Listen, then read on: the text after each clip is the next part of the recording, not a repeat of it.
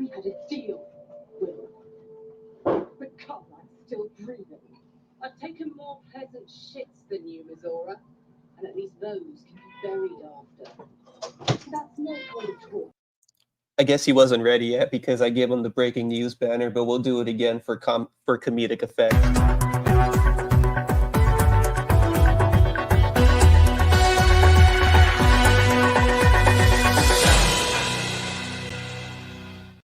Oh, aren't we off to a good start already? Hey Soto, how you doing? Honestly, I am fucking exhausted. That place, I hated it. I hated Too many people? it. It was too many people, too many slaptastic events going on at the Sire booth. I'm extremely pissed at Sire, but it is what it is. But I'll give it a shot. Oh, like everybody was just playing slap licks at the Sire booth? Yeah, it was annoying. Even the camera guy was annoyed that was with me. He was just like, bruh. I'm just like, I know. And I'm all trying to like see if I could talk to anyone about the Z7s and the U7s. Mm-hmm. And I'm like, let's talk about it. But they were just too busy just yakking it up, just slapping. So I'm just like, yeah. Well, they did release what is essentially Stingrays, so that makes sense. I mean, yeah, it's actually on the floor. I got to hold one of them, but I didn't get to plug it in because, you know, it is what it is. I'm going to try again tomorrow morning just because, yeah, today it just felt like everyone was, you know, there. And I know tomorrow it'll be a lot bigger, a lot more capacity. But I've noticed the volume control. There wasn't any hard noise police going on because every booth was just going loud. So my voice is like half gone.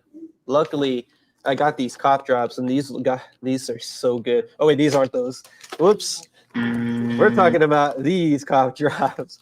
Yeah, I don't know what those other ones were, but that's something that grown-ups take. Yeah, not that one. No, what are you doing, baby? Not that one. Anyway, it's not a live show without the sound effects, so I had to bring the board with me. So that's just how it goes here. Oh, boy. But yeah, there's a lot to showcase for everyone, just so I can get right to it. But before we go ahead and do that, go ahead and click the like button. Yeah. Go ahead and hit subscribe while you're down there. You're in the same area anyway, you know. Yeah, I mean, subscribe helps too, but it's all about the people coming in. Let the bass go. So let me go ahead and pull up a video because right now I have this. Oh, let me show you a clip that I didn't know. The guy, my camera guy, took a video of me doing this, and I completely was unaware that he was taking this video.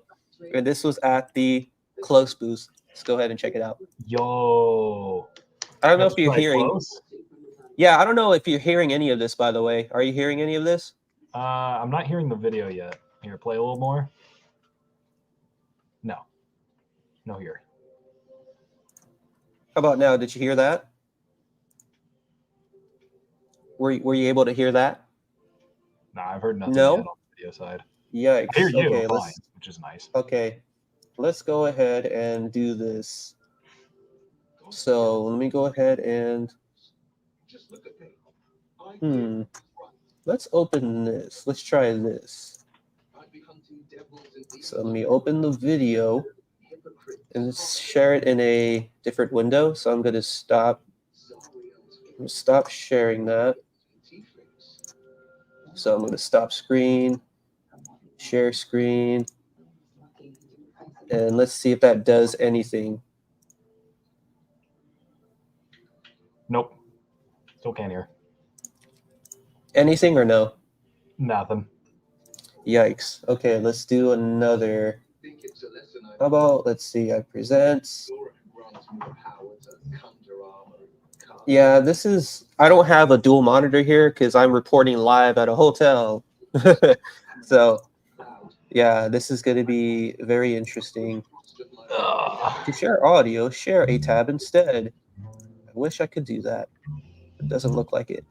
Let's do the entire screen where you get to see literally the background of the StreamYard tabs. So let's go ahead and share. Let's see what this does. I can tell you most around, but the path, unforbidden. Unless Missouri. Negative. But I'll say this. Negative on that one? I've protected myself to Missouri. Yeah. I have not. Okay then. All right. Well then, this is going to be a terrible stream tonight, guys. I apologize. But let's see what we can do. What up? Let's see what this does. Video file. Oh, maybe this could work. Desktop NAMM 2024. Let's do. Because I played a little bit of the close video, I might not be able to play it because there's a lot of guitar wailing and drums, percussions going ham. So we'll do something different. We'll do this. Let's see what this does. Do you see this? Oh, Are you I able to hear that. this? I heard that. Oh, heck yeah.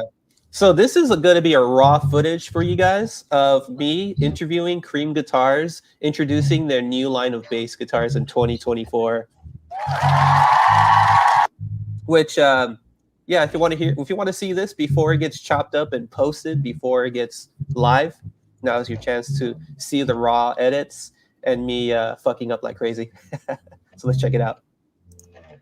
And what we got here with these awesome instruments from Cream? Yeah, new for this year for Cream Guitars, we're making basses. So we have two models available. This is the revolver bass. All right. This is the voltage bass. As you can see, are different, and that's intended because they have some different configurations.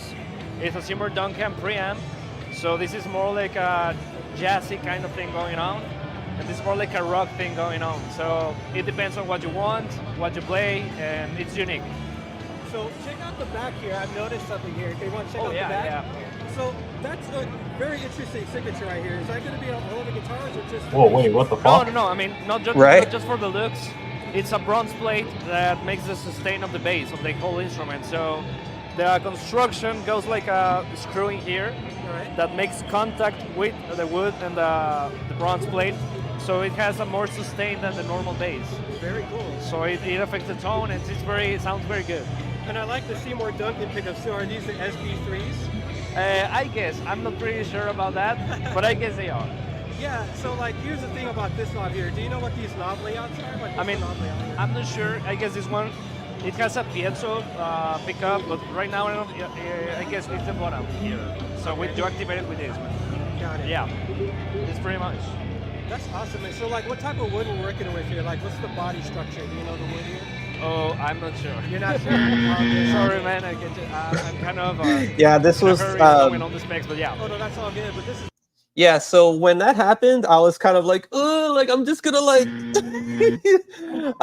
yeah. During the video for sure, when I upload it, I'm gonna upload the specs and probably scrap out all of that because I was like, who do I talk to that knows? But he was all like, yeah, I don't know, but we make bass now. I'm like, okay.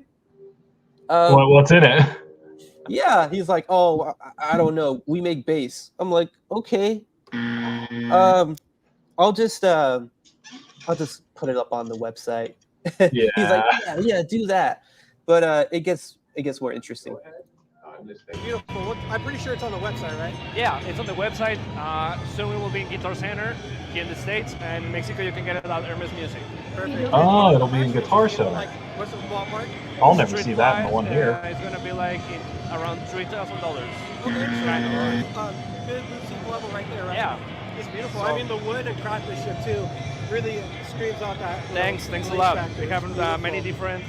That was the thing that we have in mind when we were making basses, because we saw all the finishes and we were like, man, basses want more look in the instruments, so we make some different finishes than the normal basses do. Oh yeah, and like I said before, off camera, it's finally nice to see Cream Guitars doing bass guitars now. Oh so, yeah. Like, what was the inspiration behind all that? It was like we have some bass players came at NAMM last year, and they were in love with the finishes and the guitars and the shapes, and they were like, man, I wish I have a bass like with this finish, or I like the shape or something. So we have like, man, they are asking for a bass. We gotta give them a bass. Exactly. Because, So yeah, that's where we came out. Awesome. final product. Perfect. Yeah. So I would like to end this. Yeah. I usually like to say this a lot on my channels where I say, when we promise the bass, the whole bass, and nothing but the bass. Can you finish that last sentence for me? Where I say nothing but, and then you end up with the bass? Okay. All right, cool. My name is Sago Jono, where we promise the bass, the whole bass, and nothing but the bass. All right, thank you so much. Ah, he's a good bloke. He did the signature at the end. That's a good chap right there. Oh man, your mic's muted. Your mic. Yeah, my bad. There you go. I was just saying anyway. Yeah. Yeah, he was a good sport about it at the end. But yeah, definitely during posts, do a lot of the edits, but it's going to look like a good 2.5-minute video, which I'm like, okay, but I don't know if they caught that, but $3,000. Yeah, yikes. That's I was like, I get it. You know, these boutique companies, they have to charge that much because they're all usually built in one place by a small group of guys. Take Rickenbacker, for example. Rickenbacker's prices are what they are because they're built in one spot in the United States, and it's like 10 minutes from my house that I grew up in. right. And, you know, people, you know, you have to account for things like that. You know, Fender charging like $2.5, $3 for like a Fender American Pro 2 would be fucking stupid. Because they're built by a bunch of like body parts that come in from multiple parts of the world, you know, squires and stuff like that too. You know, what capitalism likes to do is you start making money, then you make factories that makes more money, and then you start replacing the people with machines, and then you make more money, so you don't have to pay the people. And then what do you do from there? Well, you go to where like those few remaining employees are expensive, so you just go where that kind of thing doesn't matter.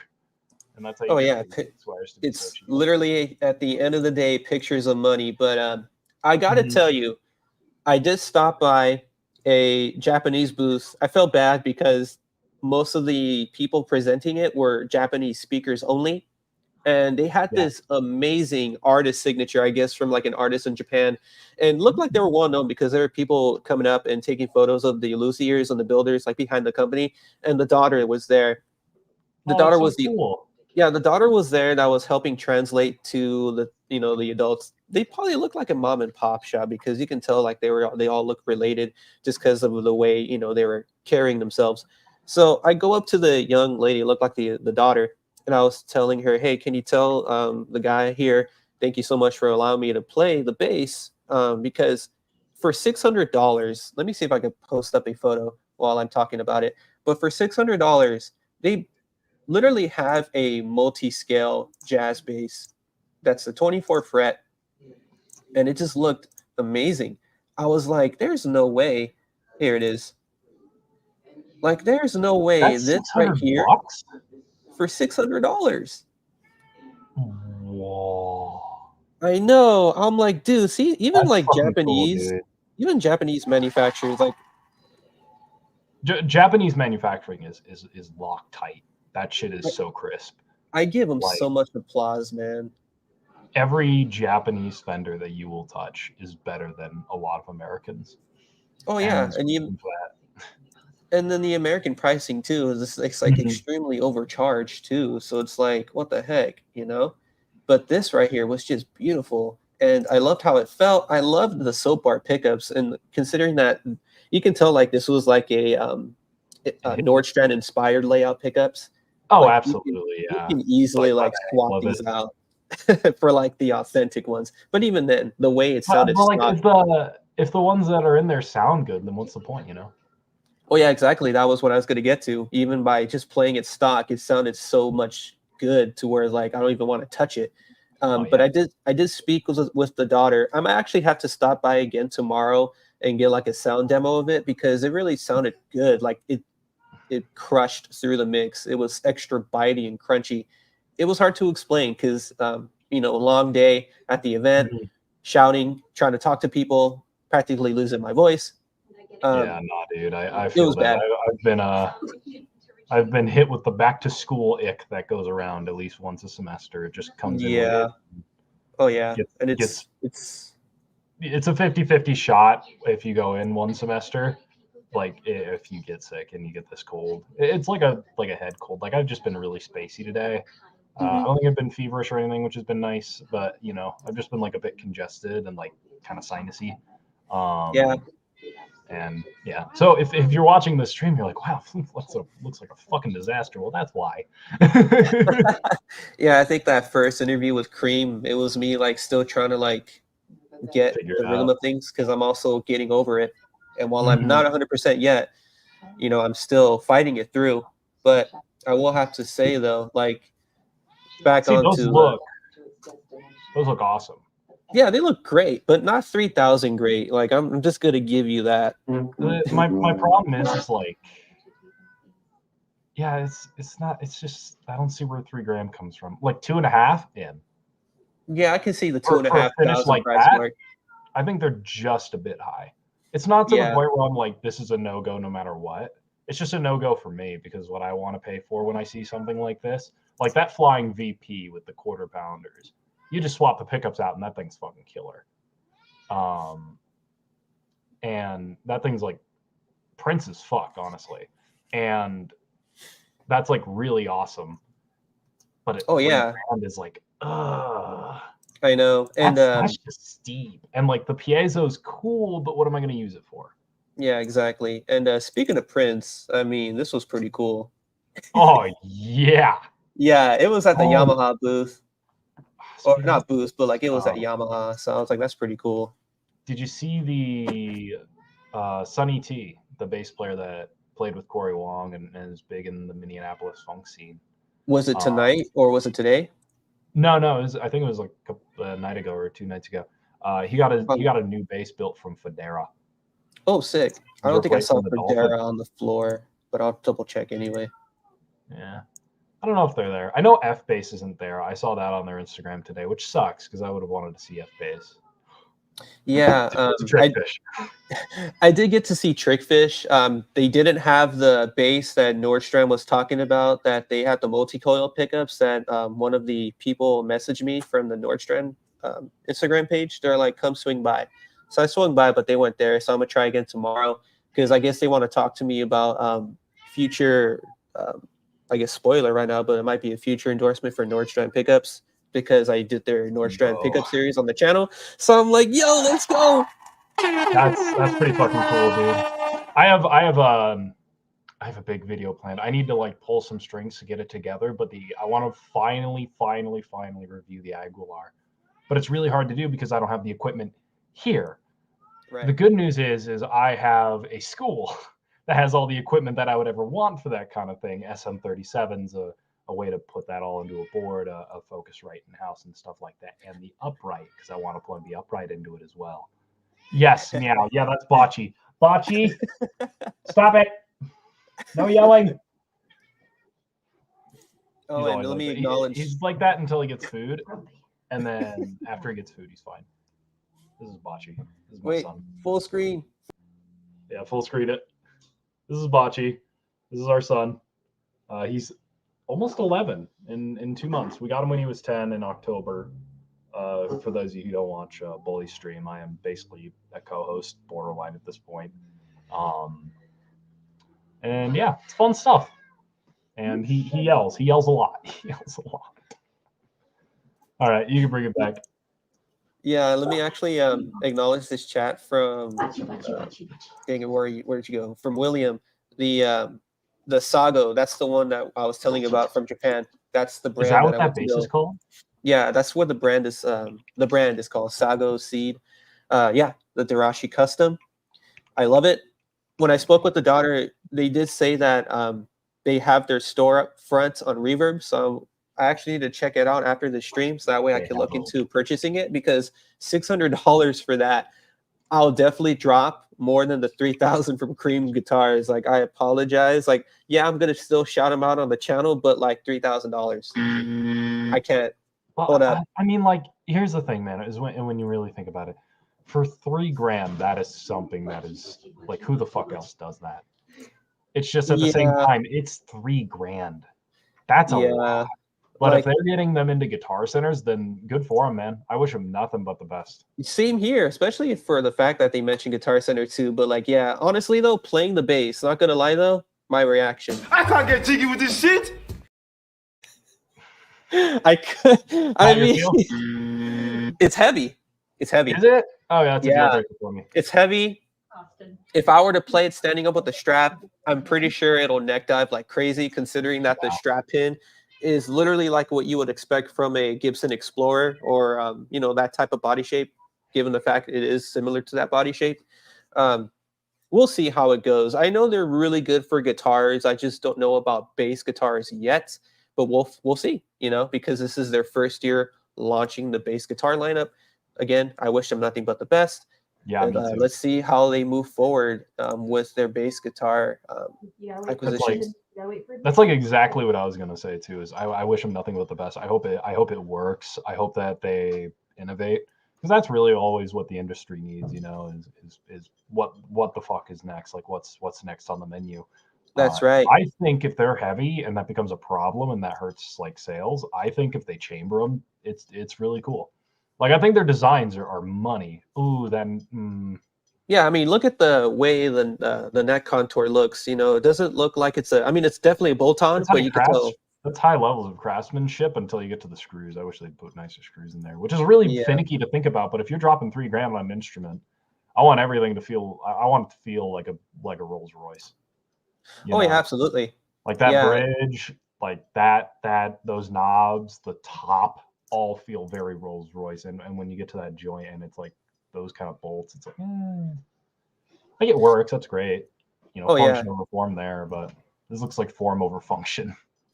Oh yeah, absolutely. Like you can tell right here, you can tell that's going to be like neck dive to the ground. Like, that's basically an Explorer. Oh yeah, absolutely. Oh, Ibanez is cooking. Yes, Ibanez is cooking indeed for this year, but let's not forget this dog guitar. That one was cooking. That is cooking in 2024 for the NAMM. That's my name of the year right there. Yep. Dog tar.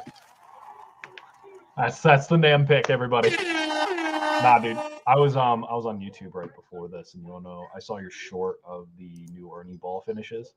Oh hell yeah. That purple burst that's tasty. Heck yeah, man. That is like tasty. I think I have photos here. I might have to upload some, but like I didn't upload a whole lot just because I was trying to see if I can tease this again for tomorrow night, but I don't even know anymore because the way, like honestly, dude, tomorrow I probably won't even like. I will be at the event till like maybe 3 p.m. just because tomorrow is going to be a lot of events of performers for sure that I need to stop by and go see.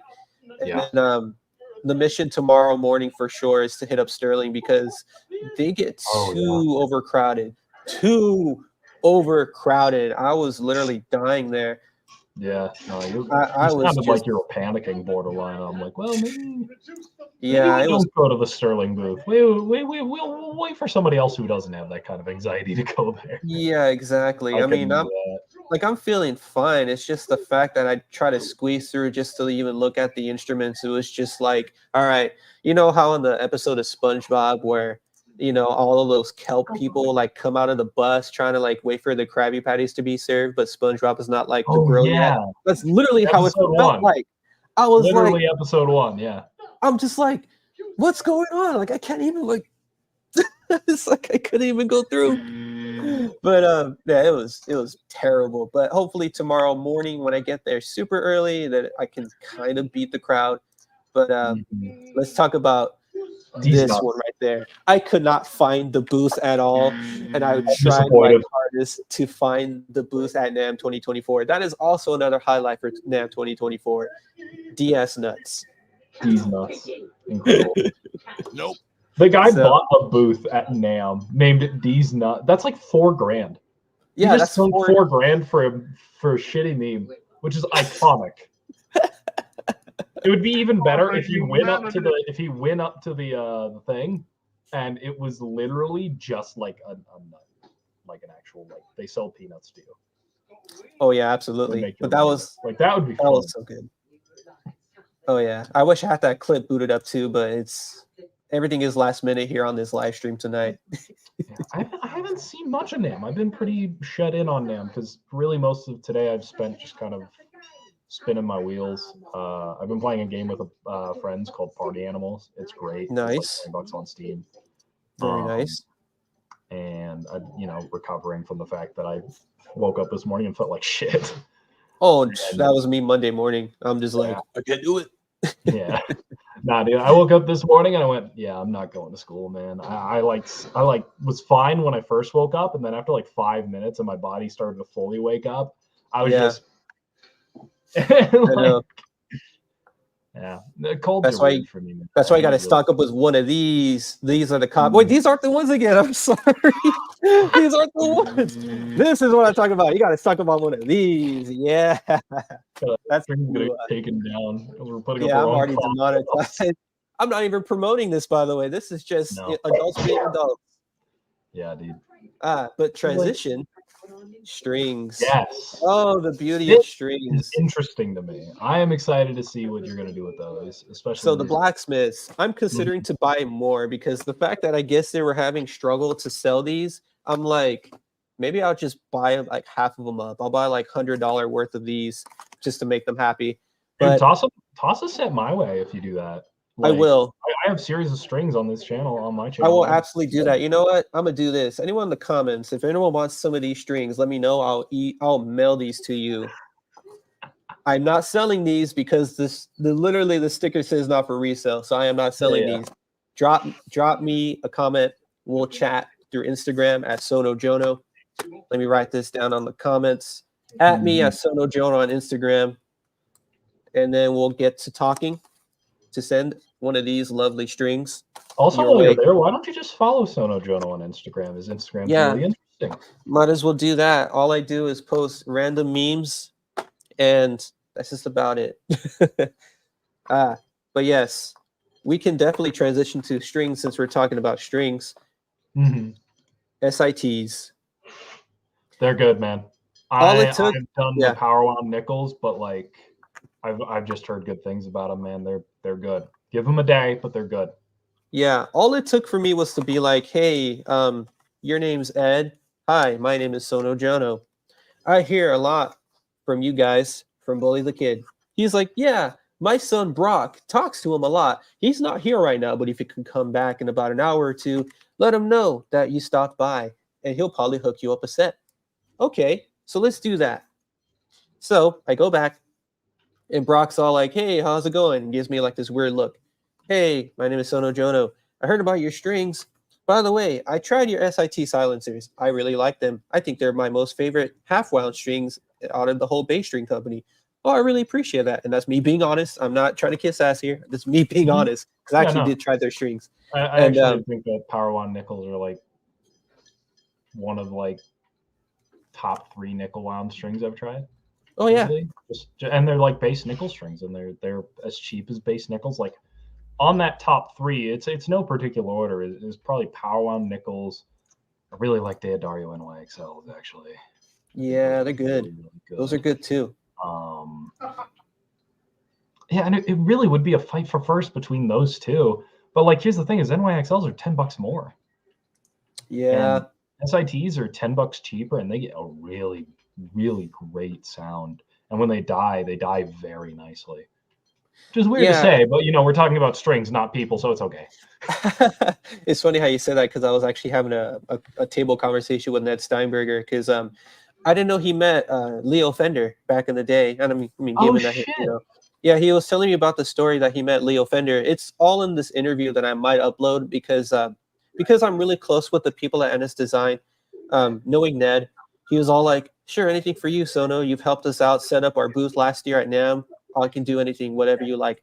So we go to this private room of his in the booth, and we had a 15-minute table conversation, just he and I just talking about the events, the past events, and pretty much like his contribution to the bass community and just guitar community in general, because he's like the godmaster of headless instruments. So the Godfather. Or Godfather, I should say. Yeah. So Godfather of headless instruments. So without this dude, there wouldn't be Kiesels. There wouldn't be, any other innovator like Court or Ibanez doing headless instruments. But Absolutely. I was gonna say, he was telling me about Leo Fender, how when he met him at Summer NAMM here in Anaheim, like in 1990 something, he met Leo. Leo stopped by at his booth, and he's all like looking at it. He's like, interesting. And he was also attending that night where Leo got like this annual like trophy or something. But the thing is, when he took the reward, he was already in a wheelchair, like in a vegetated state. So the fact that the fact that he was describing it almost got him teary-eyed. So I'm like, oh, this is terrible, because I didn't want to like make him sad about it. But he was all like, oh no, don't worry about it. I'm like very not dramatic. He said he's very emotional when it comes to stuff like that. So I was like, oh cool, no problem. If you don't want me to put it on it, don't make, I won't put it on it. He's like, no, that's fine. You can leave it there. So I'm like, okay, cool. But that's very Leo. Like if you know a thing or two about Leo, I've been reading this book that I need to get back to reading. It's called Fender 75 Years or 75 Years of Fender, something like that, by Dave Hunter. Great book, very informational, a little bit repetitive on some of his wording, but overall, like, the information is fire. And Leo was a guy who always pushed the envelope to innovate, which really sucks, because current day Fender is not that. It is stick with the tradition because the tradition works and the tradition like makes money. But when Leo ran the company, it was, yo, what's next? Like when he did the P bass originally and it took off, he could have just kept selling the same slab body, but he kept going and said, all right, they want contours? Fuck it, we'll give them contours, because he talked with musicians. And his entire thing was always to push the envelope. 10-year non-disclosure agreement with Fender after he sold the company to CBS because he was sick. He got better and just kept innovating. Next thing you know, the Stingray comes out, and that's like the next big hit. Music Man was big on innovation in the 70s. Yeah. Now they just make Stingrays. I think I remember at the time when he was doing Stingray builds, he was already like having a hard time hearing. Yep. So he was all like, let's make it louder. Yep. Yeah. And I love that. No, that's true. He had very bad hearing. He had a lot of health issues, honestly. It's surprising. Oh, yeah. In the 90s. But and then crazy got to GNL with George Fullerton. It was George and Leo, dude, and they were just like, yo, how do we push the envelope? But again, and you get like the L1000, like his entire life was built on like, yo, George, hit me, buddy. What the fuck are we doing now? I know, like let's keep pushing.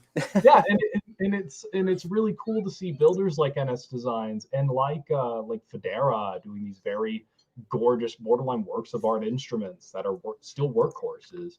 And stuff like that with NS Design. You know how NS Design makes like the kind of upright. I don't like it, but I understand its purpose. Multi-scale instruments becoming a thing. Like the bass is an ever-evolving instrument, and it's when it stagnates is when like it gets really fucking boring. Like the fun part about NAMM is who is pushing the envelope this year, who is doing what Leo originally did, who's kind of continuing on that vision and carrying the torch, because sure shit ain't Fender these days. Yeah.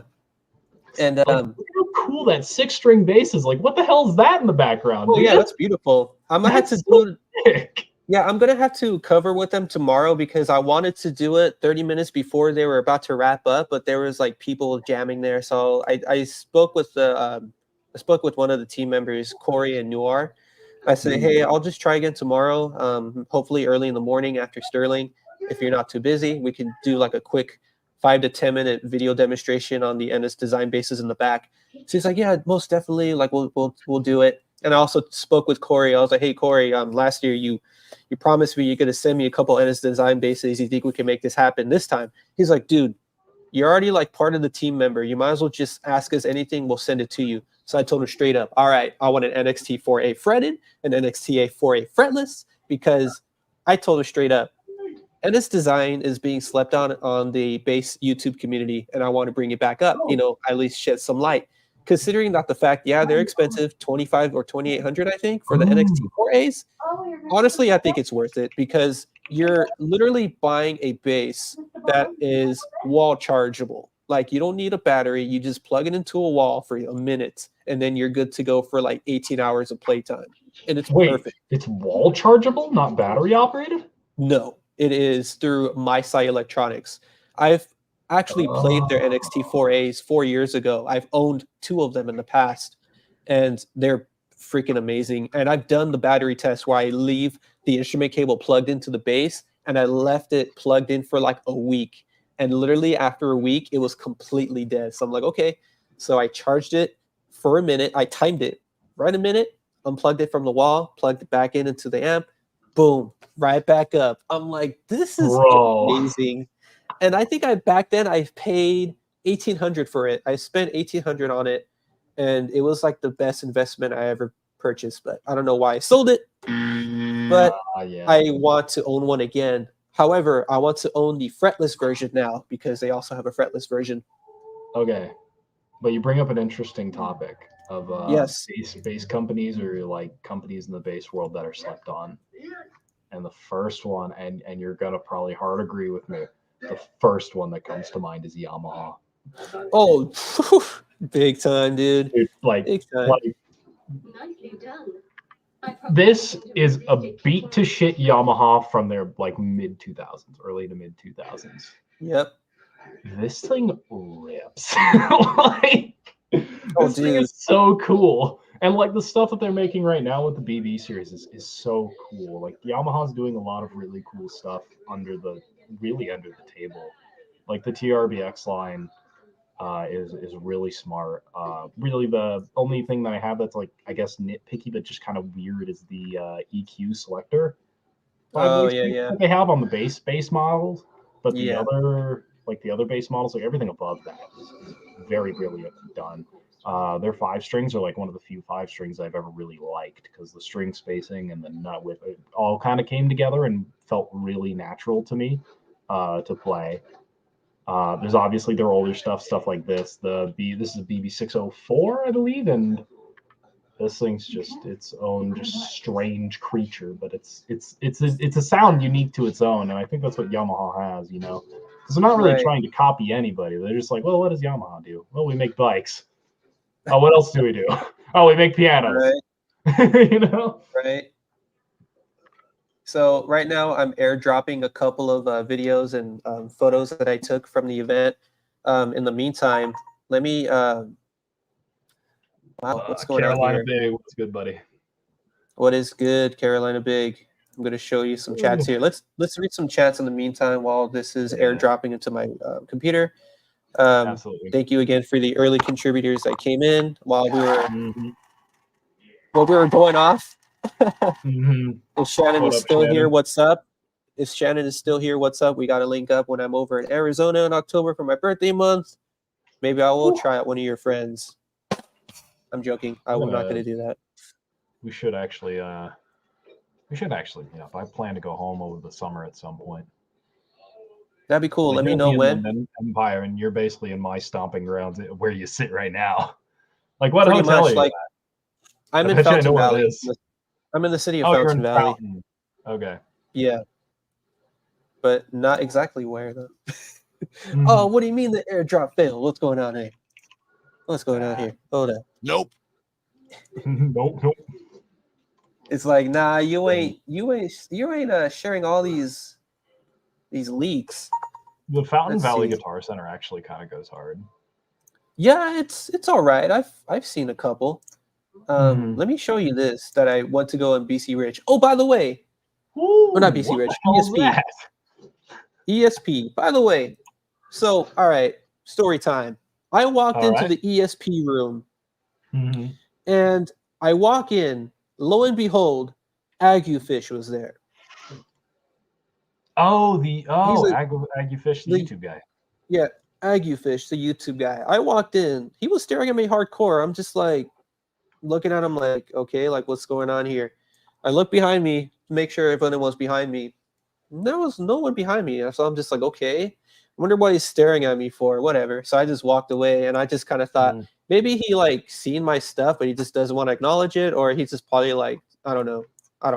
But I didn't want to make too much of a big deal because I just thought that was interesting. But if he knew me, he knew me, and I knew him. So I was like, okay, he looks familiar, and I just kept going. But he just kept staring as I was walking around.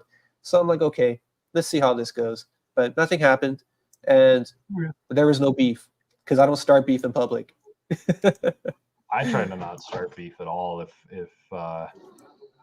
like I was thinking of actually like It'd be really funny. It'd be a stupid idea. I'll DM you about it later, but it'd be like just starting a fake beef, but it's completely a meme. Oh, I want yeah, I to know what you mean. satirize. So the big plan is I want to satirize like React channels because I think React content is just kind of shit. It's just like it's usually just kind of like tossed away. There's no like real care in it. So I wanted to like react to your content and then you react to me reacting to your thing and then I'll react to you reacting to me reacting to you and it just chains out. We'll do this like 7 times. Pretty much. It'd just be like really stupid. I don't know. I come up with these funny ideas that I'm like that might never work ever. It's like but it might really not, but we'll see. Okay, it'll never happen, but it's really funny. So because I'm only like working on one screen and I'm not like using a dual screen, everything is like extremely complicated on my end. And you can tell from my computer, it's like slowing, like, stop, why are you doing so much? So let me add this here because I wanted to pop this open, but I don't know why it's not popping open.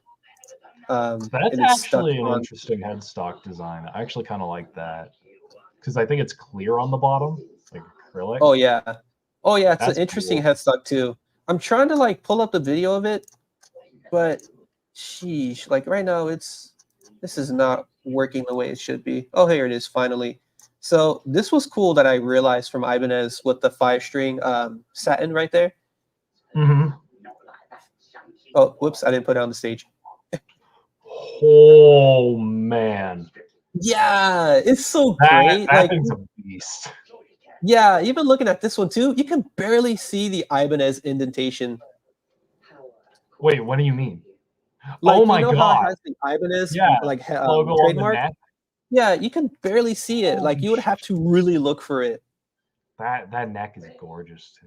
Yeah, which could be a plus for people that the neck is cool. Oh yeah, and it felt comfortable playing it for a 5-string. I thought it was great. However, I finally got to play. Let me show you. I finally got to like play this bass from Steve DeGorgio. Mm-hmm. I was gonna say it's that one metal signature. Yeah, and like I loved the look of it, but once I touched it, I can't get jiggy with this shit. Yeah. Mm-hmm. Yeah, I was like, damn, I really wanted to love it, but it's too thick, like dummy thick. I've had that exact experience before, man. I really have.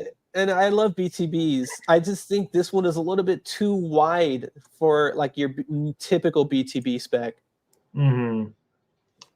Yeah, so I really like BTBs in general. I just don't agree with because of the way I hold my like right arm on the instrument. It's really hard for me to like not do that. What I've learned is I can kind of get away with it on Rickenbackers. Rickenbacker bases, which they always suck at NAMM. They just zip tie everything to their logo. Oh yeah, I mean, they look really cool, but then like you can't do anything with them. Oh, I mean, you should have seen the Sterling booth. They like zip tied every base. Sterling did? Yeah, even their low cost one, like their budget friendly ones. What a snooze fest! I was like, well, now looks like we're not gonna have fun here. Maybe doing like one of the new ones, right? Like one of every of the new ones, and keep them up high. Oh, is that Spectre? Yeah, Spectre showed up, and I was surprised. Oh man, look at that Aguilar amp and cab. Oh, I wonder why they use it. It's because it's good. Yeah, Aguilar has a booth, but I couldn't find them at all this year or tonight. So I would do it tomorrow. Yeah, if you find them, like they're so good, man. Have you played through Aguilar stuff before? I've had 4 years ago at the first year at NAMM, I went to Aguilar booth, and this was like me, like still like sad. I don't know why. I was just like, all right, because I think I gave up bass for like 3 weeks. I was like super like out of it. So I was like, all right. I went with like a friend. She was all like, check this out. Okay. Picked it up, started jamming. The guy, I don't know if it was the main guy with the, the goatee and the bald head with the typical cap. I forgot who, but he was just looking at me. He's like, oh man, you're vibing, dude. I was like, thanks. I really needed that with, what I'm going through lately. And that might have been jamming out of an Aguilar 210 or 212. I forgot what it was, the setup. It could have been a 410. and it was a Tone Hammer 500, Tone Hammer 500, and I loved it. I liked how baked it sounded too. Like the tone was so baked. It worked with what I was doing with the bass lines I was playing. It was I think it was just random pentatonic scales. So I was just like, all right. Yeah, but it was cool. Like it was super vibing. I was just thinking about how I was gonna write the script for the Aguilar video, and how like I have to like when you write a script for something like that, you have to find words to justify why you like something. Like it's not like, oh, you know, I really enjoy this because it sounds good to my ears. Like that's not very good. Like, why do you like something? Ibanez is absolutely cooking. They're cooking something fierce over there, man. Like what? I'm actually I don't know what in the world. What are they doing? Like what? That's so cool. I'm really glad I got to hold this one, and you know, as I had predicted, playing in the upper register with that bolt-on neck was extremely difficult to reach down those lower frets. And I'm just like, they should have done a neck through, because trying to get there was like a mission. What's that? Neck through with an extra cutaway up there. Yeah, because literally a single cutaway. I mean, literally when I was playing it, I was just like, oh, you're like you're doing front position on upright borderline up there. Yeah, I was literally having to like, okay, I'm not doing this anymore. Let me just over top. Just over the top it and just start. Yeah. Yeah, honestly, like feeling that made me just want to buy the Portamento series even more. But yeah, that was. Yeah. That was a disappointing one. But yeah, this one was great. I'm not going to play audio for this one because it's just like a very short clip. I mean, I do want to see it in action. And then I'll continue on the Aguilar thing. Oh, I think this is the one where my camera guy. Oh no, he got it right. It's because there was an issue where like my camera was not positioning in an angle, and it just was going upside down for some reason. So I was like, oh, this is weird. Sick.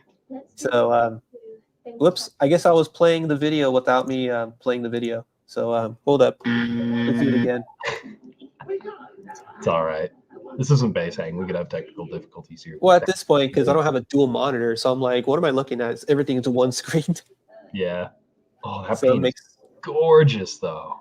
Oh yeah, it was like so almost nice. fades into purple. Yeah, and I like how when the light shines on it, it's more blue. Like it's like a teal when the light really gets on it, but then like it fades into like a purple when it hits the corners and you off angle it. That's so interesting, man. I think Bully will have a great time with it because they also have a 5-string version of it. I think he'll love it. It's definitely like it's written. His name is all over it on that one. Yeah, Speaking of, that's a Bully level of God. And I don't know if I agree with the white bursts. I finally got to see it in person. I thought it was gorgeous. The back one, though, like the back of it, is pretty nice. That's pretty good. Yeah, I agree with that a lot more. Oh yeah, the backside. Yeah, I think it's like what you said, like to see it in person, because it's very different. Like photos, your monitor's color correction obviously isn't perfect. It's not exactly what your eyes will see. Light reflections and all that other jazz will change a lot of things. Right. I'm trying to figure out like how to play. There it is. This was my videographer that took this video. But let's see if he did a good job. I'm looking at him as he's not looking at me. It's like I better have done a good fucking job. I think right now he's just watching Netflix on his phone. Yeah, that's fine. Oh no, he's just laughing. We haven't ate, by the way. Like I think we're starved. Yeah, he's fucking hungry. We should probably just get Grubhub or something. You like pizza, dude. You're in SoCal. Bro, hold up. Let me pause it. Let me pause. Pause. Pizza in Villa Park. Get the garlic knots. You won't regret a thing. Well, right now we got a free pizza from Papa John's that we could just hit up right now. Yeah, but it's and Papa we might as well John's. just have it Grubhubbed it just to the hotel. Well, if it's free. Yeah, it's free. I mean, and if you want good California pizza, I wonder if it's still there. Good California pizza. I live in California. What the fuck? Oh right. Listen, First What Class. the fuck? I believe it's called First Class, and it's a place in Villa Park. I used to go to it all the time when I was back home. So you're trying to say Papa John's pizza is lower class? It's like mid. Yeah, it's pizza. mid. You know, I it's agree a with that. delivery pizza. You know, like First Class, you gotta like walk in. I mean, But it's like better. It's Better than Little Caesars in downtown Santa Ana. Yeah, Little Caesars is you know, it's all fun and games until you go to Little Caesars, really. There used to be this one place that like was really cool, and then they like shut down, and then when if they came back at all, they were like, we're gonna do so much NFT based stuff. I'm like, why? But it was a vegan diner. That place is actually fucking kicking. So what it's called. So this girl that I was dating last year that lives in Anaheim, I was actually this close to hitting her up, but I was like, nah, I'm in business. So I'm You're on in business mode. I'm on business time. Trip. But anyway, she took me out to this like restaurant that's literally like Olive Garden, but 10 times better. It's like more of like a somewhat establishment. I don't remember the name because I was there once. I just remember that night was crazy because my car got broken into. What? Was it the Spaghetti Factory?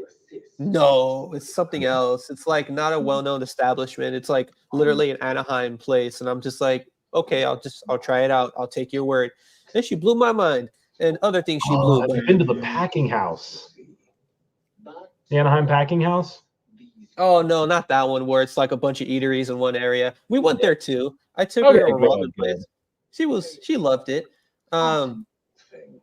Yeah. Oh, I think your girl's talking to you.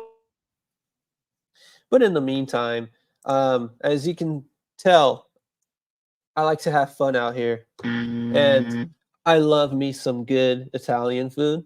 And so, yeah. Anyway, back to Flus. So, Mag, you wanted to ask if you've been to a place called Requiem Coffee in Anaheim. That sounds familiar. It's like I think it's the anime coffee place that we went to when we went back. Fantasy, yeah. Oh, I think the coffee I think you might be into it. Kicking. What is it called? Requiem Coffee House? Requiem. So let me spell it out for you. Requiem. I think so.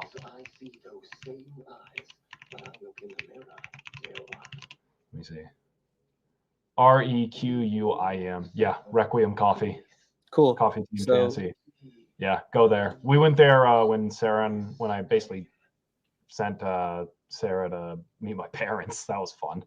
Yeah, we went to Disneyland with my brother because he works there. Yeah, great. I think that was the time where you hit me up to like we meet up, and that was when I was dating that one chick at that one time. But I was telling you, yeah, I'll bring my chick too. And we were all hang out, and you were I was in Disneyland that day. Yeah, I remember that. I was in the park because we were DMing. Yeah, we were down too. Yeah. There it is. Requiem, Coffee, Tea, and Fantasy. So you say that place is anime inspired? Yeah, it's got like anime fantasy, like shit, the dragon stuff. It's super fun. Yo, that looks. Yo, they literally have this. They have this there. I didn't see that, but they have this massive like throne that you should. Yeah, here I'm tossing you my phone. Okay. That we got to hit that up tomorrow. We'll do that Friday. Yeah, nah, dude. Like, before you go into the building, like, just do that. Do yourself a favor. Yeah, we'll definitely check it out because, like, my friend here, he's like a longtime friend. We literally play Yu-Gi-Oh together. That's how we met. Hell yeah. We both played the same deck against each other at a locals. We were like, yeah, you're cool. So, yeah, we've just been cool since. What's up? He said it's like a gamer's coffee shop. Pretty much. Yeah, cool. We'll check it out tomorrow. That'd be dope. Thanks for the request to your lady. Mm-hmm. So let's get back to business here. We're going to start hitting up the Sterling booth here. And yes, we're showing guitars too because I told him it's only about the bass. And when I told him, he's like, oh, yeah, my bad. And he goes to the bass. I was like, take some bass shots. Well, hey, the guitars do look good too, you know. Yeah, I'll give him that. Yeah, you know, guitar is fun, but it's nowhere near as fun as bass. Oh yeah, of course. Pete Wentz signature. Yeah, yeah. I might. Oh, that fiver. Dude, this right here, That's super cool. I was eyeing this so bad because it literally has a Saber body profile. Oh, yeah. Well, the Sterling is its own body shape. It's Yeah, like and I spoke like a with the guy spin-off. with this, and he told me it's like a copy of the SB 1400. And he's all like, "Yeah, it's like our own image, our own take of the SB 1400." So I'm like, "Oh, cool." And he told me street price was going to be like $750. That's pretty good. Yeah, that's why I'm like, dude, hell yeah. Like, I'm all about affordable instruments. Like, as much as I like high-end boutique, I still believe you can still manage with what you're about to get on a under $1,000 instrument. Bro, I'd gig with a $40 P bass. Oh, and I'm pretty sure I've seen people gig with a Glary, and they did. Yeah. I've gigged my junior recital, like fully graded, like actual pass or fail, like assignment of mine, essentially is what it is. It's a pass or fail. You better put on a show or you better not show the fuck up. Pretty and much. I did that on a $40 P bass through my Aguilar, and people loved my sound. Like, I got compliments, one, because I'm a total showman, and once I get more footage of that, you'll see. The plan is to put the whole show on YouTube and have my buddy edit it, who's actually back home right now. He drove home. Really? He's starting an internship. He's doing, I forgot the proper terminology, but he's doing, because he told me the terminology, and I had to research it. Where is he? Caleb, my buddy Caleb. So the I don't know if you're still here, but the EHB is the neck on the 5-string closer to the BTB or the SR. I will definitely say the SR. BTB is a little bit too wide space. Like, I believe the BTBs are 19 millimeter, and the EHBs are like 17.5 or 18.5, somewhere there. Oh, dude, I love Ernie Ball 5 strings so much. Yeah, like so if I own an active 5, it's an Ernie Ball or a Sterling. I would, but I can't do the subs. And it drives me nuts because they changed it for that one in particular. Yeah, I can't do subs either. Mm-hmm. I'm more of a Dom guy than sub.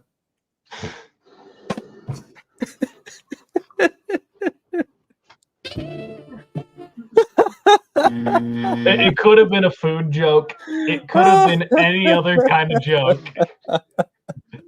Well played, good sir. Well played. Well, but this is already gone. Well, this is not even 10 p.m. yet. It feels like 10, but it's not even there yet. So yeah, but like what his internship is about is he's basically going to be doing like sound effects for movies and stuff. He does. He does that. That's his internship, which is so fucking cool. So I really hope everything goes well for him. But he has to like commute back from Colorado to California, and I'm like, that's pretty tough. But he's going to be working in LA, and he's going to be doing this kind of thing, man. And that's the dream for him. And I really hope he gets it. Yeah, that sounds like a great gig and a great deal too. I really hope he gets to like keep the job and keep doing it and build like a tenure there. Really get his name and business and his foot in the door. Because when he first went to college, he went to college for just post work. He found himself just really liking post editing and stuff like that. And I was like, that's so like interesting. Knowing him my entire, like, pretty much more than half my life. It would be 10 years this year since I was a sophomore in high school. Yeah. Very nice. So we would be friends 10 years in like November, October, September, somewhere in that ballpark. There's no exact day, but it's fall of 2014. And it's great because like he really is like my best friend fully and thoroughly. He's like the one person who like we won't talk to each other for like 6 months. Come back for one day and it's like nothing happened.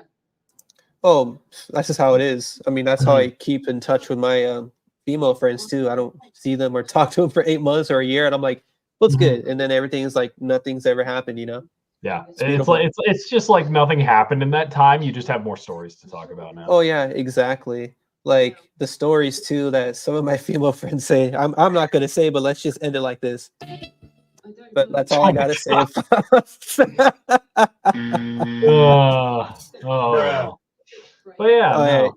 no. So these finishes are the new finishes they have coming out are so good. I 'Cause, like, know the finishes they have right now are good, and I'm like, they're Ernie Ball. They can come up with something better, right? And then they came out and they fucking cooked, dude. They were cooking. They were cooking up a complete stir fry meal in the back room. Nobody knew the wiser. Nobody was wiser. And they come out and they just start just left hooking, right hooking with these base finishes, and they're so good. And I think my favorite one is the one that you had on your short. I And I'm like, know. I was surprised that people commented on the short asking for more footage of it. So I was like, sure, I'll do it tomorrow. And yeah, dude, please. I'm also just do this because this is actually a video that my friend took actually. And I was like, oh, this is perfect. Wait, but that sparkly blue. I know. Holy shit. You find a new one. Yeah, you find another purple. The matching headstock with the gold hardware. Oh my god. I just wish they did that for the purple one. That would have been great. A purple matching headstock for sure. God, dude. This is fair. I know. I wish I were there. So nice. Other than play her games and play by the rules. But yeah, I think my friend was all like making sure I was telling him, hey, you got to get to the bottom, let's get to our knees and get to the nitty gritty. Let's get to it. The burst is so finely done. It's perfect. It's actually so perfect. Oh yeah. Yeah, I think it needed a painted headstock though. I'll agree with you on that. Absolutely. I like their innovation of roasted maple neck and a different fretboard material for better stability. That's pretty much what I want to do for my my upcoming Kiesel build. I would like to keep ebony fingerboard and a roasted maple neck. Oh man, there's so many finishes. I'm on their website right now. Hot Honey, Purple Sunset's my favorite. Jackpot's really cool. Ocean Sparkle's gorgeous. Hot Honey looks great. Oh yeah, the Hot Honey for sure. The Hot Honey is it's a very soft sunburst, and I'm actually quite a fan. Ooh, Sire. I know. So speaking of Sire, I'm going to create a banner for them that Sire finally came out, because they took it down their website with all of their new builds, and they stopped all of a sudden.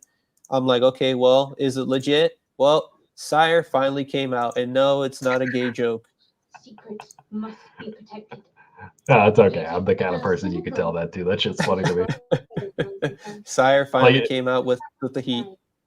Oh, full scale U7s. Here we go. Yeah, full scale with an active passive switch. I know what you mean. Does it have a passive tone? It does. Question. Then they win. Yep, it's a passive tone. They did what Fender couldn't. Congratulations, you won. Yep, Sire won once again. And yeah, I agree with what Mad Jack said too. Yeah, I think he's right. The purple sunburst imagine is awesome. Purple sunburst, the purple sunset, short scale passive. Bruh, take me away. Heat, bro. Yep. Take me away. Oh, that would be so heat. And they have the custom shop back now. Yes. The Ernie Ball Custom House. Yeah, I was excited for that. And I'm like, all right, if it's going to cost me upwards of $3,000, then I'll do it. Do it. It'll most likely be a fretless, though. Ernie Ball quality is truly second to none. Yeah. And if I were to spend upwards of $3,000, then I would make my custom build be a fretless. Because they don't make them stock. Oh, I would get purple sunset, matching headstock, roasted maple neck, bird's eye, block inlays. Yeah, if they did one for that'd be what I do. If they did it for fretless, where if I can make my fretboard be maple or bird eye maple, like the fretboard finish, that'd be great. Yeah. Oh man, there's so much potential with that. Ernie Ball really opened up Pandora's box at NAMM this year, dude. That they really did. I'm trying to find another video source that I took with Sire. That green though. Here it is. Oh. Yep. I like that blue a lot. Yeah. There it is. They finally have their own Sterling copy from Sire. It's literally every time I saw this, I was like, "Wow, is this like an FU to Sterling?" Nah, they're gonna pick a market and compete in it, I guess, and that's okay. And not gonna lie, the small horn is what gets me. Like the yeah, big horn looks fine. That little horn, it's I don't know, man. Oh, hello. yeah. But the V7 though, like these new finishes, it's so good. Whenever I get to play it. The abalone, yeah, that's what abalone inlays. Yeah. That's nice. That's quality. Yep. And then they had a lot of their instruments, but I mean, again, They I was got pretty lefties, upset. too. What's that? You got lefties too. Lefties Oh, yeah. usually are hung out to dry a lot, so I'm glad they get some Yeah. representation. And I like how Sire, they also cater to that market for left-handed people. Mm-hmm. Yeah. But I'm definitely getting a Sire V3, hopefully before September. And I do want to buy or pick up the U7 before September, because I want to do a Bartolini pickup shout out like I did with Nordstrand. Yeah. I think Yeah. U7 DJ would be so good for that. Exactly. And I like how even the pickups look like Bartolini. Just the casing right there looks like Bartolini. What I kind of want to do at some point is I want to get another like cheap piece of shit P bass. Yeah. And instead of it being the thing for a series of strings, or you know what, maybe it'll be my custom DTG. Why not? It's mine. Right. And do like a series of pickups, like the 1-speed customization options series, where I just go through like all of these different just P bass pickups and just see like which ones are the best, like what's the best to your ears, And I'd pick no favor of companies, but I would definitely love to try the Nordstrand ones at some point. Oh yeah. I would want to try EMGs. I want to see EMG's option. Yeah. Bartolini is a company that I've started to wake up to a little bit. I actually really do want to see what their options are. And just see what they got. But that kind of shit's expensive. Strings are like $20. I can do that once every 2 weeks. Absolutely. And again, because we're talking about strings, I'm gonna do this shout out again. So let me this off. Because this company called Blacksmith Strings, they're literally selling these strings like peanuts. I will literally buy up $100 worth of these strings. And if anyone wants these strings, I'm not selling them. So don't get at me, Blacksmith. I'm not selling them. If you want any of these strings, contact me on my Instagram, and I'll email me, message me on Instagram. I will mail you these strings, any one of these. So I'm going to post it on the comments again. At me on Sono Jono Instagram. Right in the comments. We go. So let me know. Hit me up in the message DMs on Instagram, and I will send you a pair or one of these. Either or, not both, just one of these. Your pick. Yeah, so, honestly, like, hit me up. I don't even care what you send me. Having something new on the channel in that category is always a good time. I mean, the fact, actually, because my friend's Filipino, they were telling me that their language is Korean, and I was like, okay, so but here's the thing, though, they're Korean, but yet these are USA made steel and nickel strings. You know what I mean? So this is kind of interesting. US patent. So yeah, that's gonna be interesting. Anyway. Yeah, but like that'd be good for the channel. I throw that on the P bass. I change strings like they're water, dude. I go through them just because dude. I'm always chasing it. I'm chasing noise. Oh, that's me all the time. Aren't we all? Oh, I know. And I think I released some more footage, already, that I can do a little bit more before I head out. Let's see. Ouch. Where did we go? New folder. Oh, let me go to downloads. Or you know what? Let me do this. Screenshots. Oh, no. Where did we go? Anyway, because we kind of already talked about it. It was because I took photos of the custom shop for the Sterling or the Stingrays. Oh yeah. Yeah, you know what? I actually found it. There we go. Perfect. Let's do this. And Oh yeah. here we go. Oh wait, one at a time. There we now. go. Boom. Yeah. So Oh. you get to choose different body colors. You choose your hardware. Yeah. Choose the hardware. There it is. Hardware, the pickups. And this is the final. Pieces. Yeah, the pole pieces too. Final product of what it would look like when it's custom built. And then these are your necks that you can, dress up. You can even make them matching too. It's pretty cool.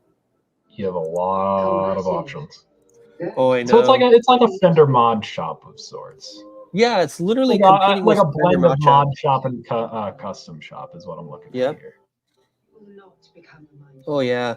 Like, and that's good. I would say the coolest bass was the Stingray model with the purple burst. That was a beautiful one. I loved it. Yeah, that one in the Sago Japanese builder, that was like a $600 bass. To me, that one's winning NAMM for me right now. Yeah, this was the #1 winner for me. This one, I loved it. It looks fantastic. It's an interesting take on a Jag body. Yep. The pickups are like excellent. They look wonderful. I would love to hear how it sounds, but by looks alone, like from what I'm looking at and the price point is a winner. It's a W. All right. I'll write this down tomorrow to try again. But yeah, Sago or Sago. Yeah. I'm gonna demo them. But yeah, they were really nice. They were like super welcoming, super nice, and you can tell like even though they were hard of English to like speak it, they had their daughter interpret. That was cool. Because I know last year there was another builder, but they were from China, and they made tiny basses. I actually I messaged Shannon about it because she was curious about it, and so I sent her the link to that bass called Tiny Bass. And when I looked at the link a year later, I don't think they're selling them anymore because I don't think they had a market here. Because I think their whole mission last year was to find U.S. Dealers to purchase their instruments to sell for third party. But they had no luck, so they have their website open still, but they don't have like a site for you to purchase, which is unfortunate because it felt great. It was a nice concept for a 22 or 23.5 scale bass, which is very interesting. Yeah. So it was cool. But yeah, that would be the winner for me for first day at NAMM. Whoops, this one here. Yeah, that would be the clear winner for me. I loved it. It was just beautiful. That thing looks it looks the part. It looks awesome, but like I think the best part is its price point. I think the price point is really what gives it the W here. Yeah, the price point for sure was like the next win, and then second best for me would be the Sire, because again I've never heard of this company before, so I'm giving them a shot and a huge shout out if I ever do purchase their instruments on Reverb, which I'm gonna look up right now. The matter of fact that I'm here, let's see, Sago, because I tried looking it up at the NAMM event, but it was incredibly hard with the service. And it doesn't look like they have it on stock. So I'll have to see them again tomorrow to see if they'll post it up on their Reverb shop so I can buy it. Because like I want to give that a shot. Oh, yeah, they do like a PJ too. Yeah, because I would love to own that bass. Oh. Yeah. It's just so interesting, and it's a very affordable price point, and like it's just cool. Like it's always cool to see when like smaller builders do cool shit like this. Right. Like I'm always so in on it. Oh, you're not gonna believe who I saw though. Who'd you see? Oh, the Anderton guys. Yeah, the Anderton guys. It took me a second. I was like, huh, Anderton's is here. Interesting. Yeah, it was funny Alright, because well. I was literally inside where that guitar player was sitting, Mhm. and I'm there, and I get like tapped on the shoulder and like, hey, we're gonna record here. Is that cool? I was like, oh sure. So I literally just got escorted out, and then they literally took up the entire. So I was like, whatever, do your thing. I'm not even mad. Yeah. Because yeah, When you bigger get the following. opportunity to do the same, you'll probably try it. Hell no, I'll never do that. I'll still be humble as fuck. Yeah. I'll be like, nah. I mean, good If he's in for them if they're here, able to do that. I'll be like, nah. If he's in here for a reason. Mhm. Yeah. Yeah, I don't believe in the whole, yeah, I'm bigger than you, so I'm just gonna like have priority. Like I get it. It's part of the Yeah. respect that you earn with a lot of, work that you do, but still, what the fuck? Why would you do that? It's so dumb. You're just already putting off a bad vibe and a message as a Shouldn't first your impression. respect at that point be the love of your work and not you, the person? Yeah. Like, It's you really only are as good as the people who watch you. yeah, exactly. Like if it wasn't for this guy, I mean, the fact that he gave me the time, the fact that he's a legend and he will still give me the time. I mean, that right there Mhm. speaks character and volume. And the fact that he even told me he looks up to Leo, I believe he still kind of looks up to Leo to this day. Because even when he talks about his life experiences, I'm like, that's kind of something that Leo would do. So hands down to him still. So Yeah, I'm gonna man. give him. Big thumbs That's all up. I can Honestly, give him. put that on YouTube. Like, trim that out and put it on YouTube and try to keep as much of it as you can. I think. Oh yeah, I absolutely. think that'll be something that like. I think that would be cool to have. Like it's one of those things where it's like, is it necessary for the world to have that? No, but I think it's actually very interesting and very cool for the world to have something like that. To have the perspective of the guy who like designs and does this stuff. Oh yeah, absolutely. But check this out. I got. Oops, let me remove this. Is that an I also SIT got- pick? Yeah, I also got a lot of these. Like, man, I have so much of these. Like, Yeah. I'm so many. I'm a saint to the Gator Grip 1 mils. Yeah, I want to get my hands on the 0.96. I find them to be a little bit cozier, but this is a 1.14. For me, it's the Dunlop Tortex grip picks. Yeah.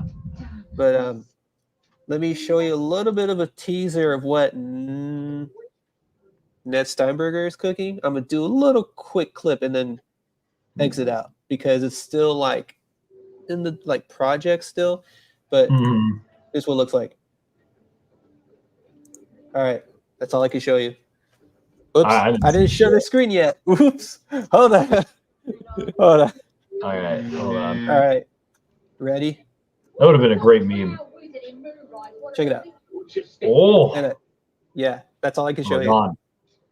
That thing looks like a mammoth. It's a monster, but it doesn't look like it doesn't feel like it. You know what I mean? It's beautiful. Yeah, no, that looks like cool. That's like 80s rendition of what the future would look like. That's kind of cool. Like that's cool as fuck.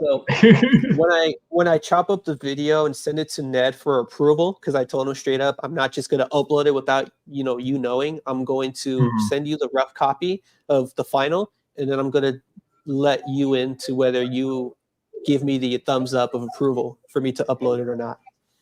Absolutely. And he loved that. He was all like, "Oh, I love that so much. Not only that, it brings up a great respect and mutual, agreement with one another, but it also shows character." I was like, "Hey, I just want to make sure that we're good, and I'm not just trying to bring out anything that might, hurt you." Because again, it's something that we don't know if it's something that we should talk about yet or not.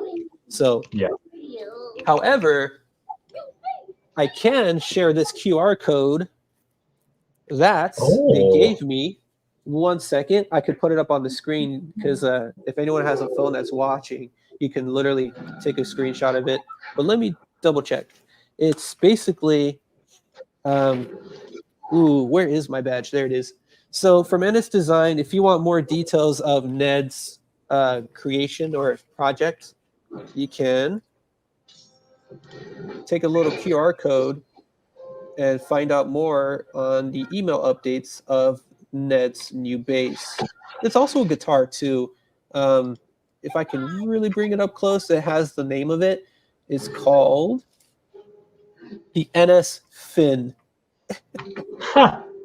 It's called the NS Fin, which is pretty funny. But I like how the image of it is there. So if anyone wants to take a look at it, it's here.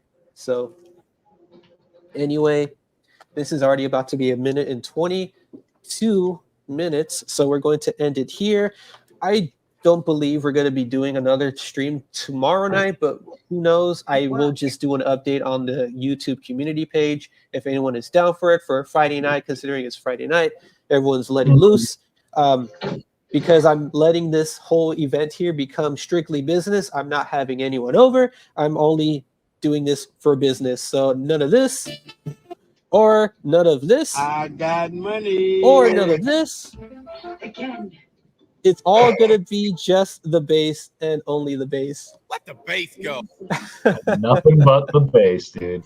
That is right. So For fucking real. Thank you guys for watching. And thank you again for all the beautiful comments that everyone has left here. Again, the gorgeous. And of course, I am definitely getting on top of stuff. That is what we are going to do in 2024 moving forward. And thank you. I will have a great NAMM hopefully tomorrow because I was already fed up with first day. Literally felt like a grandpa. I wanted to leave literally 2 hours within the event. These kids are too fucking loud. I was like, you kids are too loud and bumping each other. I'm done. But let me see what other the comments I had left here. Let's see. Mesa Metal Guitarist. I think Mesa was at the NAMM. I don't know. I got to double check. And hey, looks like Tiny Basses does have a reseller in mainland. So I will look into that because I do like their instruments. I just wish I knew the price. I think it was around $700 or $600. It came with galley strings as their stock strings, which was interesting. So I'm looking forward to that if they still stock them with galley strings. And hello, Bass Cliff Connoisseur, as we're about to exit here. Thank you guys again for tuning in for the NAMM 2024 update part 1. So if you guys want to stick around for tomorrow, or if not, just keep tabs on my YouTube community page. Once again, my name is Sono Jono. My name is Floof the Bassist. You can find me at Floof the Bassist on YouTube. You can find me at Tuk Floof on Instagram. I'm working on Twitch. I'm working on Patreon. That's all under the table stuff right now. But that'll all come out sometime throughout the year. I think I know how to do the Patreon, how I want to do these things now. So, update videos to come. There might not be a video this Sunday because I've been ill and kind of busy. But outside of that, usually I upload every Sunday. Nice. Stated otherwise. Go follow Sono. Go follow Sono and do watch what he's doing. Definitely cool follow. Shit. If you follow and comment or even DM me on Instagram and you want some of these strings emailed to you or mailed to you, just do that. We forgot something. We need to breeze over this. What's going on? The Tech 21 SansAmp XB. Ooh, what's going on with that? Did you not hear about it? Oh, I heard a little bit about it. It's like a bi-amp in a box. Are they at NAMM? It's lunacy. I don't know, but if they have to look. Check it out. But the video on it is cool. Anyway, look it up in your own time. That's something I should have brought up, but whatever. Good night, everybody. Cool. Message me. I'm gonna go make some tea. Yeah, because straight up when he told me that, I was like, what?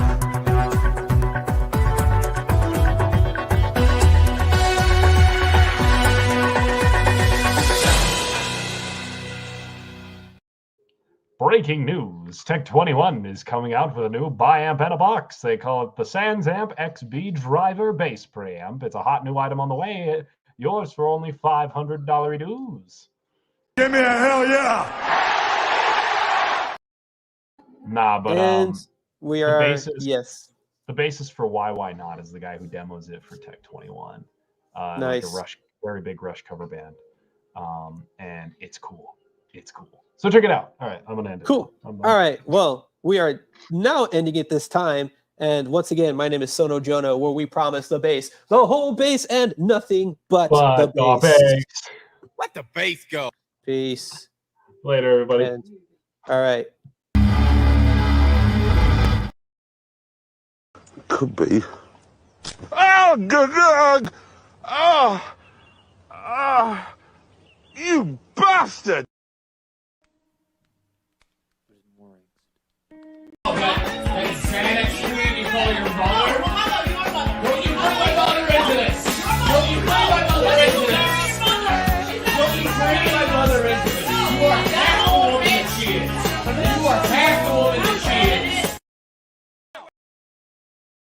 Wait. One, two. There's two now. It doesn't matter if the rock comes from three. Whoa, calm down, Jamal. Don't pull out the 9.